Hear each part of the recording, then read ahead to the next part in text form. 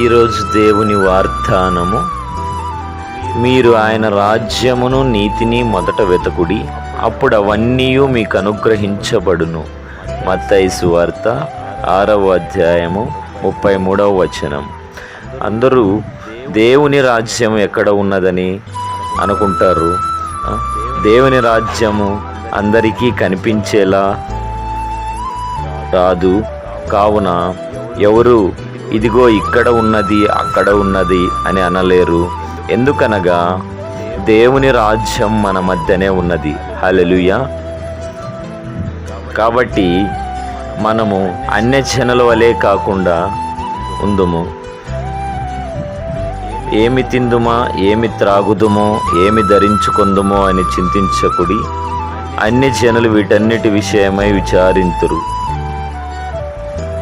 ఆకాశ పక్షులు చూస్తే అవి విత్తవు, కోయవు, కొట్లలో కూర్చుకొనవు, అయినను మన పరలోకపు తండ్రి వాటిని పోషించుచున్నాడు కదా. మరి మనం వాటి విషయమై ఎందుకు చింతించవలెను? వాటికంటే మనము బహుశ్రేష్ఠులము కాదా అని వాక్యం సెలవిచ్చుచున్నది కదా. మరి మనలో కూడా దేవుని బిడ్డలై ఉండి అన్యుల వలె విచారించుచున్నారు. యేసుక్రీస్తు ప్రభువారు జన సమూహంలో ఉన్నప్పుడు ఉపమాన రీతిగా ఒక మాట చెప్పారు. ధనవంతునికి భూమి సమృద్ధిగా పండెను. అప్పుడు అతడు తన మనసులో, నా కొట్లను విప్పి వాటిని ముందు కంటే పెద్దవిగా కట్టించి తనకు కలిగిన ధాన్యమును ఆస్తినంతటిని సమకూర్చుకొనెను.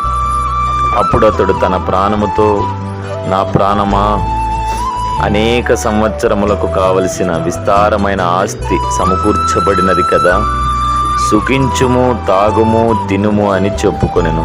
అయితే ఆ రాత్రే తన ప్రాణమును పోగొట్టుకొనిన అతనికి ఏమి లాభము, ఏమి కలుగును? కాబట్టి మనము ఈరోజు ఏ స్థితిలో ఉన్నామో ఒక్కసారి మనకు మనమే ప్రశ్నించుకోవలసిన అవసరం ఎంతైనా ఉన్నది. ఆమేన్.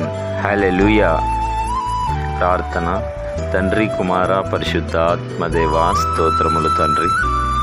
అయ్యా, నీ వాక్యానుసారంగా నడుచుకునే కృపను మాకు దయచేయమని వేడుకొనుచున్నాము తండ్రి.